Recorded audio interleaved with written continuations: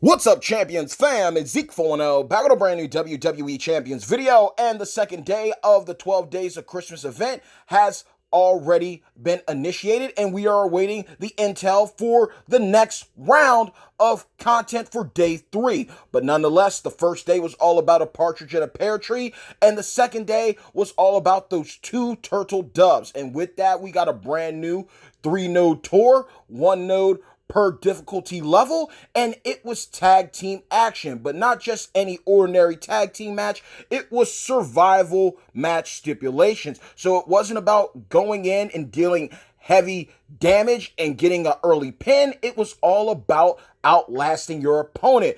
Basically, Iron Man rules within WWE champions. And there were a couple of ways to dominate this situation. For me, personally, I used the skip turn cheat code.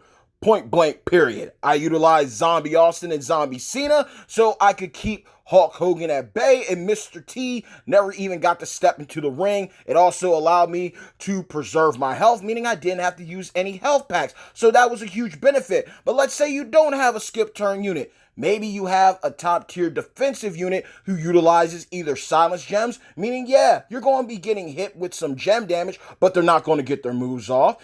Or you're going to be using someone who is a master of the botch gems, meaning, yeah, they're going to get their MP for their moves, but if you're able to sprinkle boatloads of botch gems down on the board, yeah, they're going to hit you, but it's going to be getting hit with a pillow because you're not going to be feeling nothing with the 0 gem damage provided. So I'm hoping that all of you were able to get these tours done. I hope you were able to get those gobbledygooker shards, and let the good times roll. I'm looking forward to seeing what other tour situations and stipulations we come across as we move forward and move deeper into the depths of this 12 days of Christmas event within Champions. But it's been pretty fun so far.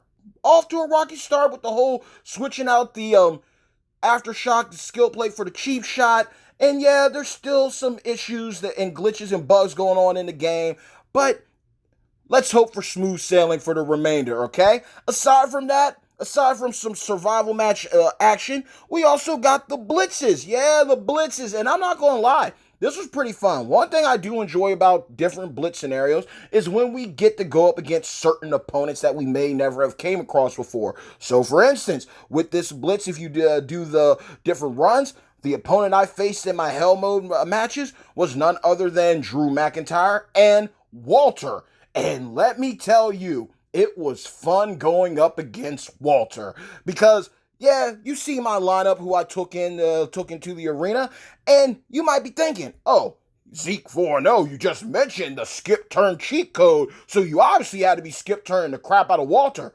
No, I actually had a lot of fun beating the crap out of Walter and doing my 1% with none other than Tech Undertaker. No lie. Yes, it's a gamble, but hear me out. Tech Taker, once he's able to be maxed out at 4-star gold, you can make 6 rows of gems into botch gems, okay? So literally, there were multiple times due to how the AI was thinking, where if it was a real life situation like PvP situation, yeah, I might not have gotten off with the easy W's. But since the AI likes to choose some interesting gem connects, I was able to walk away with the W a boatload of times and basically without losing any health. So Tech Taker was a fun option here, just loading up all of those rows into botch gems. And even if Walter got out, basically I was able to cycle my moves so I could hit the finisher again. And because there were so many botch gems on the board, I was basically able to turn the entire board into botch gems. It was an absolutely great time. So let's talk about that too. If you were able to do hell mode, if you had to do hard mode or normal mode, what team did you take in to go to war for you? Because I really had fun with this one. At first, I was hesitant about Taker because of the Masters of the WWE Universe requirement. But then I was like, why not? It seems to be powerhouse enemies anyway. Let's just go ahead and do this on a whim. And I had no regrets. Taker didn't even have to worry about tagging in Zombie Austin for anything. Just had a blast doing this. Got some free pulls out of it with the keys. But again, man, those Blitz tickets, make sure to hit up your prize wall to replenish them because it's far in between right now. People are getting low on health packs and people are getting low on Blitz tickets, and those are things that are not going anywhere in Champions. So tread lightly, do what you have to do for your faction fam, but also keep in mind, don't hit zero. You never want to hit zero with any of your resources within WWE Champions. So Blitz is up and running.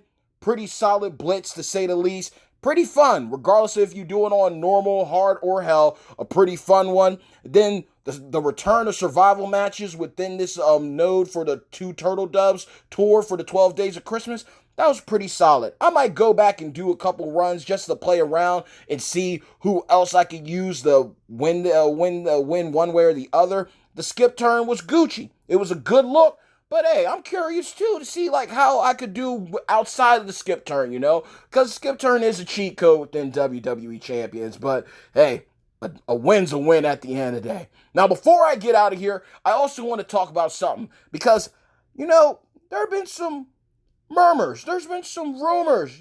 I've been hearing through the grapevine of what's up next in WWE Champions, or more specifically, what's up? Because hey, maybe it's true, maybe it's canon, maybe it's a fantasy being cooked up, but I've been hearing that R-Truth might be the next champion to enter the ring, and no lie, I'm pretty excited about this, because to me, R-Truth is one of those guys that literally has earned his stripes in the WWE. He's been around since the Attitude Era. You gotta think, he was the sidekick to Road Dogg. Oh, you didn't know? He went underneath the moniker of K-Quick. And then he left for a little bit. He did some time over in TNA, Impact Wrestling. He had some time over there, became NWA champion. He made some history there. Then he came back to the WWE as R-Truth. And R-Truth is one of those guys, it's like you could give him crap and he's going to turn it into gold every single time. And I'm a huge fan of him. And a lot of people within the community have been requesting for him to show up in the game. And a lot of people are just fans of him. He's a fan favorite. So even if he's going to come out with a pay-to-play situation behind him like any other mega superstar unit, the whole point is, man, again, just like with Hunter Hearst Helmsley, sometimes it's fun just to see a new character in the game, getting to see how they play and what kind of builds you can do for them when you get them, or figuring out a way to play strategy and play the ring general on ways to beat them and go up against them in future content. But R-Truth, if he really is coming into the game, I'm truly psyched for it because there's a lot of things they can do with him. Me personally, R-Truth's one of those guys that genuinely could be in a multitude of classes. I can see him as a showboat. I can see him as an acrobat. I can see him as a trickster. I could see him as a striker. I could even see him as a technician. Powerhouse, yeah, that might be a stretch, but it still could be doable. Ultimately, one cool thing about R-Truth is, and this is one thing I want to bring full circle, because some people are kind of hit and miss about characters covering all 6 classes. And I can agree. Triple H is an acrobat. That's another stretch. However, it was an action figure based Triple H, not the real life Paul Levesque that catered to the acrobat class. So you got a freebie on that. And then with Skull King Zombie Triple H, the same thing, based on whether an original character of Champions or an action figure. It's something that was man-made. It wasn't actually done in real life. So you can have room to breathe. The same way with Taker and Cena. With R-Truth is another person that when you look at his career, he could genuinely cover multiple classes, whether you like it or not. And this goes for multiple wrestlers. Like, let's just be real. The point of storylines is to grow, to evolve. So, like, if they ever one day make a powerhouse Big E, would you be upset? Why would you be upset? For the simple fact that Big E was the muscle of the New Day. It would make sense for Big E to be a powerhouse. The same way it makes sense for him to be a showboat, because he's very charismatic. You see what I mean? People go through transitions the same way with China. China being a powerhouse and a striker makes sense. It makes sense. And even if they ever decide to make her an acrobat, it would also make sense because she was doing hurricane ranas and everything too. She was doing things that big girls in the ring weren't supposed to do. You know, she was breaking the mold. R-Truth's the same because think about it. He could easily be K-Quick. They could make him an Attitude Era showboat to team up with Road Dogg. They could easily also have him cover other era categories. Not only could he debut as a modern era unit, he's also been around from Attitude Era as K-Quick. He came back during the Ruthless Aggression period. He was around for PG and Reality too. Two other era categories that definitely need a buff. So if R-Truth ends up coming to the game, he's going to help bolster a lot of era categories as well as classes. And if he really is going to be in the game at some point in time within this MLC, I am all for it. And even if it's not this MLC, sometime during WWE Champions 2021, I am all in for it. So definitely going to be looking out for this. Whether this is canon or not, if it becomes canon and in reality, hey, I'm going to be on the lookout for that exclusive 5-star gameplay from the Broskis, thanks to the good old folks over at Scopely, like I normally do. And when that becomes the truth or not, I'll be there to let you know what's going on because the truth will set you free. And also, one other cool thing about Truth is he's had some big moments. He had the WWE title match against John Cena, I believe, at Capital Punishment that went down in Washington, D.C. He also had a tag team moment with The Miz as the Awesome Truth as a tandem going up against John Cena and The Rock. He's also been in a tag team with Kofi Kingston. He's been in a tag team with Goldust. The guy's been around. He's put in work. So I would love to see what type of builds he brings forth, what kind of movesets, what kind of tag links. He's definitely going to be a breath of fresh air into the game. But before I leave out, aside from R-Truth possibly coming into the game very soon, we got some other intel because I went and came across a screenshot within a Discord server and it captured my attention. So then I went on this little, hunt, this Easter egg hunt to find out where this intel properly came from. I checked throughout the blog and I got nothing. But shout out to my broski, Ashish Kumar, who always comes through with some beast mode questions for my Q&A videos. He was the one who initially showed me the screenshot. I asked about it. I combed through the blog, didn't come across it. And then he told me it's in the Play Store. Now, this is something that's dope because more than likely this is going to happen because things within the blog we've learned subject to change. I.e., Aftershock the cheap shot, okay?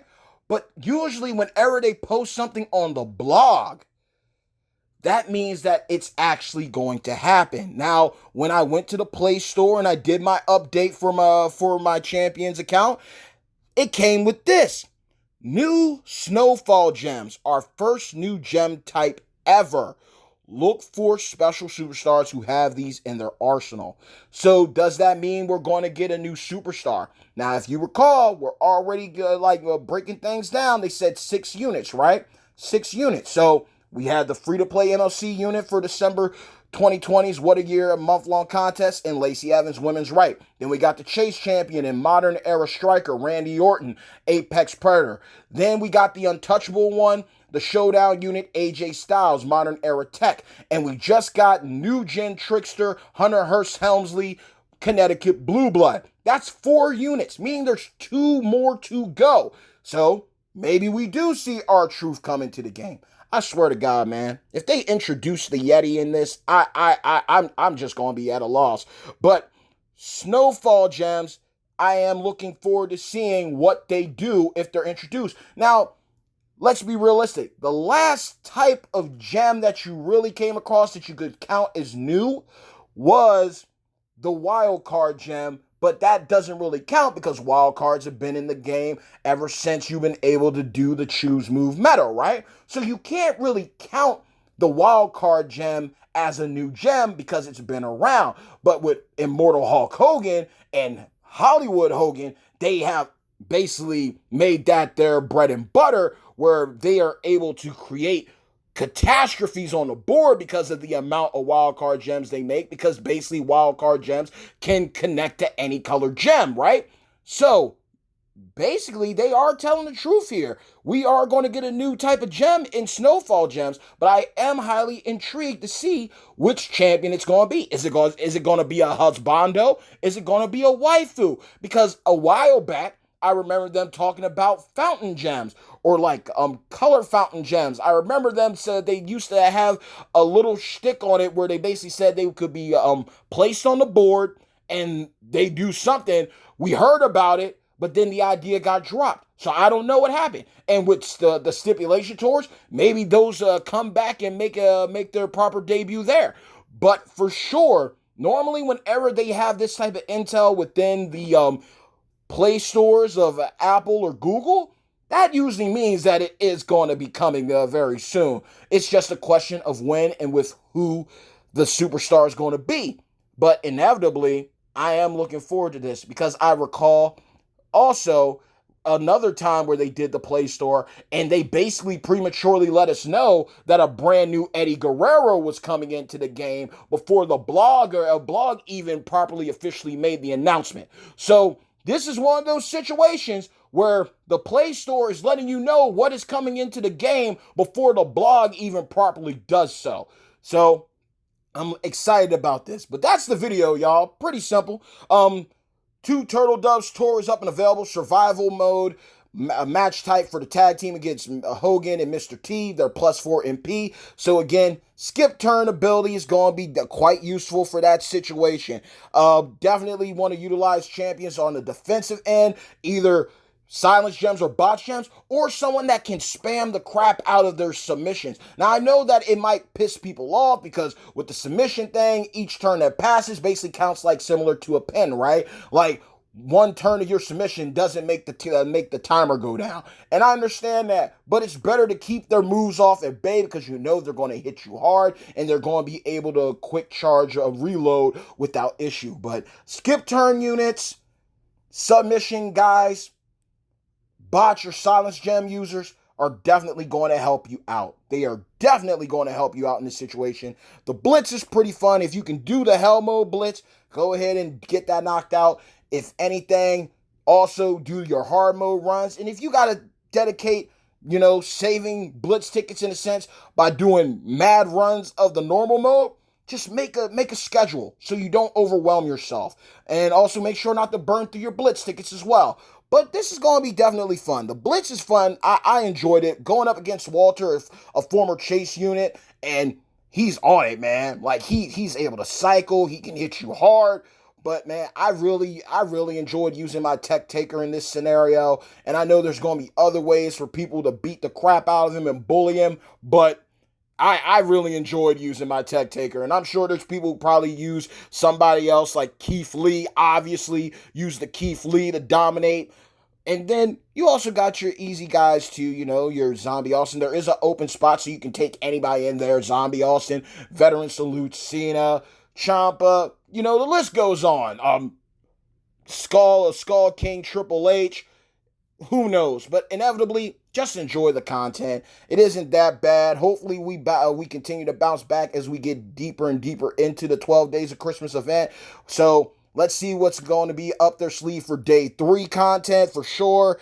But just know this, I am truly excited about if this guy is coming into the game. And even if he doesn't come into the game for this MLC, I just look forward to seeing him come through the game because there are certain characters that need to be in the game and they're going to cover so much and add so much depth to people's rosters. Just knowing that they're there and you're going to have an opportunity for them is definitely going to be solid. So, hey, yo. Bad times don't last, but champions do. Mad love always and forevermore to each and every single one of you and my beloved #champions fam. If you enjoyed this video, please make sure to leave a like, make sure to share. Also, if you haven't done so already, but you rock with me, the long way, yours truly, the bad guy at WWE Champion, Zeke 4-0. Please do yourselves a favor by subscribing to the channel and hitting that bell to receive all future notifications. But aside from that, that's pretty much it, y'all. Let's get ready for day 3 of the 12 Days of Christmas event. What are your thoughts? Would you be excited to see R-Truth enter the game?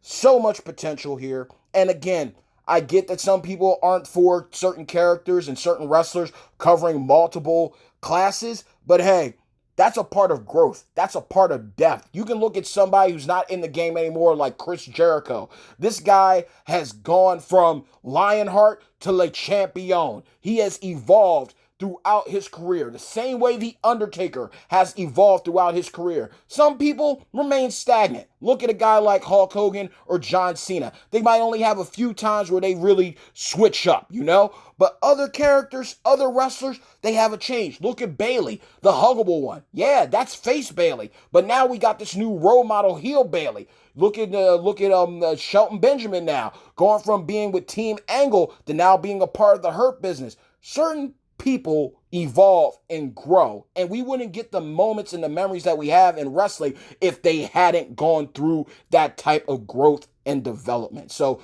let's just cherish that. And again, the depth that he could bring here: Attitude Era, Ruthless Aggression, Reality, PG, Modern Era. 5 era categories this guy could easily cover and bring depth to different rosters of champions within the game, and who knows who else is going to end up sneaking in here. So I do look forward to that, but I also look forward to seeing what these new Snowfall gems do if and when they show up within the game, because even though it's on the Play Store, and that usually seems to be legit letting you know a heads up of what's to come, things are always subject to change just because of the game that we play. So y'all let me know. Let's talk about it. Let's chop it up in the comments below. Mad love always, each and every single one of you, my beloved #champions fam. And until next time, stay tuned. Peace.